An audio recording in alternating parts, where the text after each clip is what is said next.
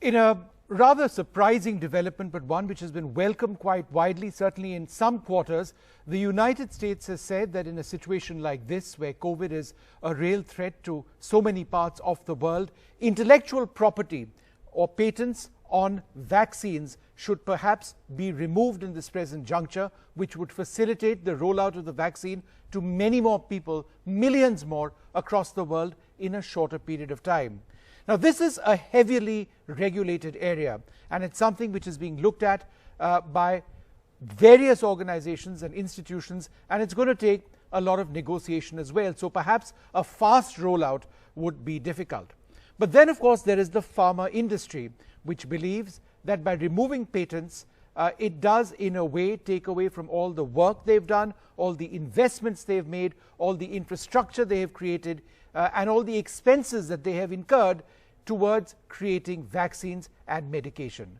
So it's a tight balance between saving lives one way or the other. Joining us now for her views on what the US has done and how it could possibly translate, Kiran Mazumdar-Shaw. Thanks, ma'am, very much for being with us.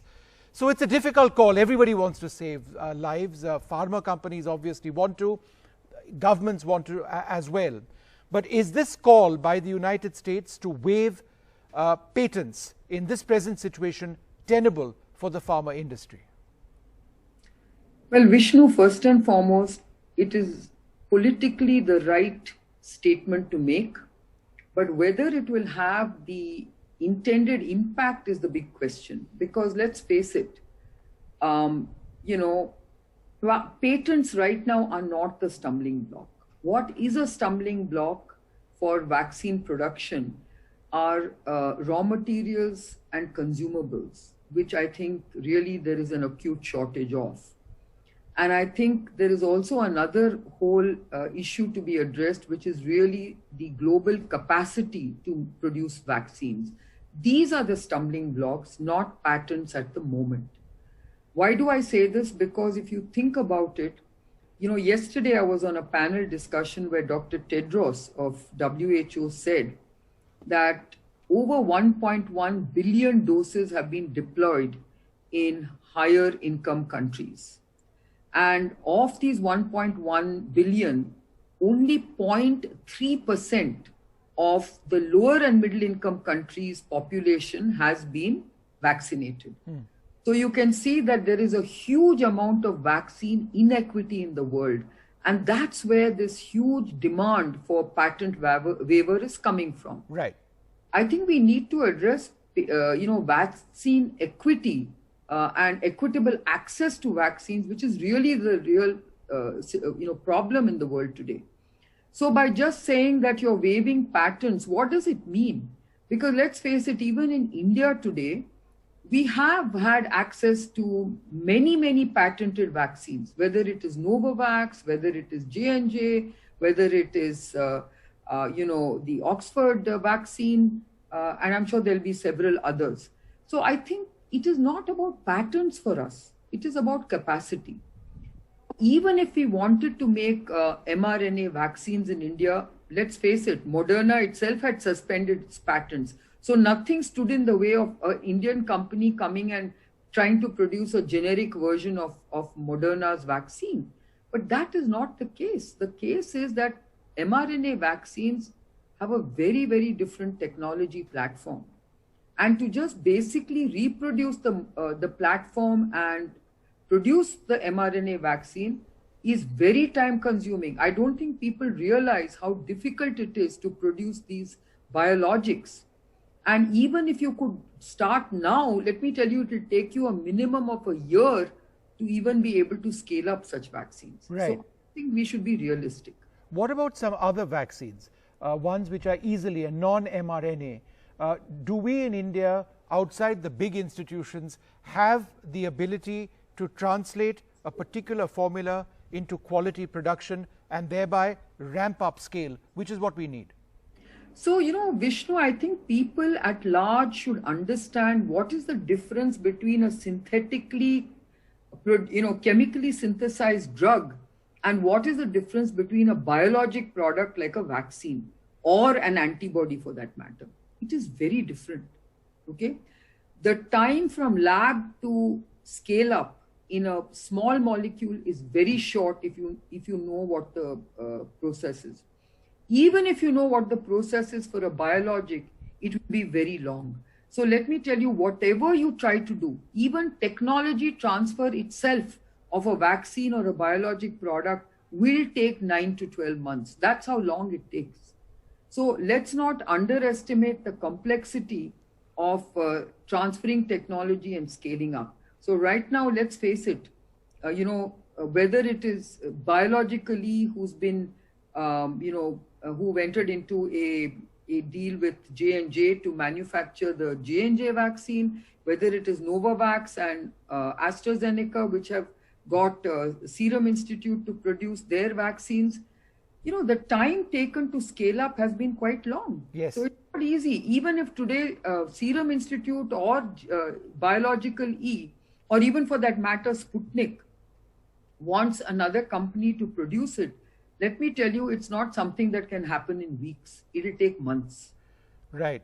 One of the interesting things in that brief US statement is that the US, in addition to this recommendation, has said that they are willing to help facilitate the transfer of raw materials. They've already done that to a certain extent. It's already started coming in, I believe, for the Serum Institute. If that were to take place, the raw materials, the chemicals, whatever the ingredients are, could this process that you talk about happen faster? I think if you get more raw materials and consumables coming from the US for many of these vaccine products, I think ramping up capacity would be very easy. Okay? I think that's what the whole challenge today is about how do you get to the capacity that you need to get to. And today we clearly know that it is not about the lack of installed capacity, it is the lack of raw materials and consumables that is not enabling you to reach the installed capacity. Sure. Ma'am, just one or two more questions. India has been a champion of generic drugs as well. When there was that entire debate on AIDS medication, India went ahead and took certain steps, seen to help millions around the world, people who needed the drugs. In a situation like this, is there anything wrong with wanting a generic anti-COVID vaccine? I mean, there is nothing wrong, Vishnu. There is nothing wrong. This is a global pandemic and there needs to be a global effort to get vaccines for everyone in the world. So should we aim for generics is my question. This shared intent is very, very important.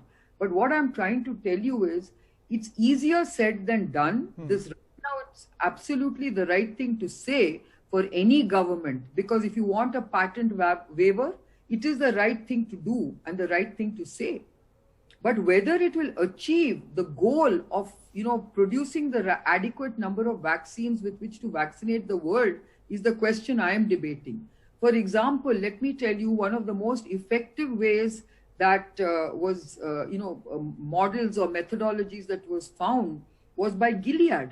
Yes. Gilead actually started this whole concept of voluntary licenses. Yes. Voluntary licenses was for chemically synthesized small molecule drugs. So Remdesivir is under a voluntary license, right? So they basically licensed it out to 7 companies in India saying, please make this drug. This is the outline process, produce it. These are the specs and you're welcome to sell it. And that's what's happening in India today.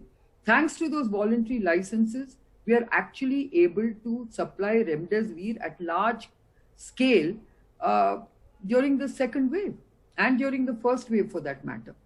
So it's not that, companies don't basically provide patent access in many, many ways.